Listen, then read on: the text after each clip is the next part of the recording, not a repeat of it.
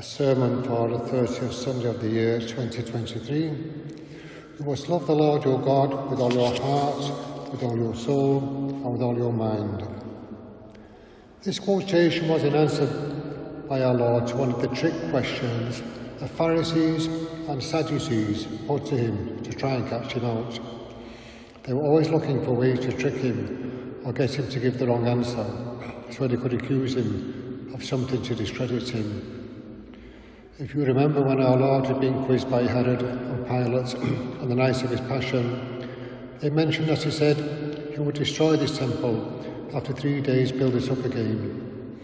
That was one of the big accusations they made against him. It was meant to refer to his crucifixion and the resurrection 3 days later, but was twisted and misinterpreted to form accusations against him by destroying buildings and fomenting rebellion against the Roman Empire.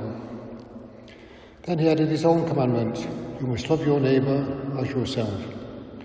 This was a new teaching to the Pharisees, as most of the laws about restitution and revenge, like an eye for an eye and a tooth for a tooth. Although in the first reading today from the book of Exodus, it mentions not charging interest if you lend money, and giving a person his cloak back during the night to keep warm if it was taken as a pledge in a debt.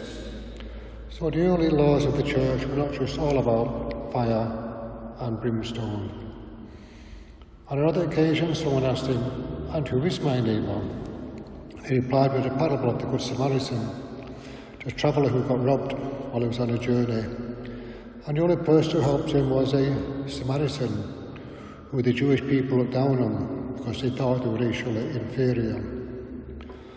So this duty to love our neighbour as ourselves occupies most of our life, trying to be good and kind. Most of the saints made this aim their lifetime's ambition. Most of them started off by loving the poor and helping them. Saint Damien, the leper priest, spent his life looking after the lepers on the island of Hawaii, who had been exiled there and abandoned to a slow, lingering death. He built a hospital, school, homes, dug graves, and gave them a loving life until he himself caught the disease and quickly died from it.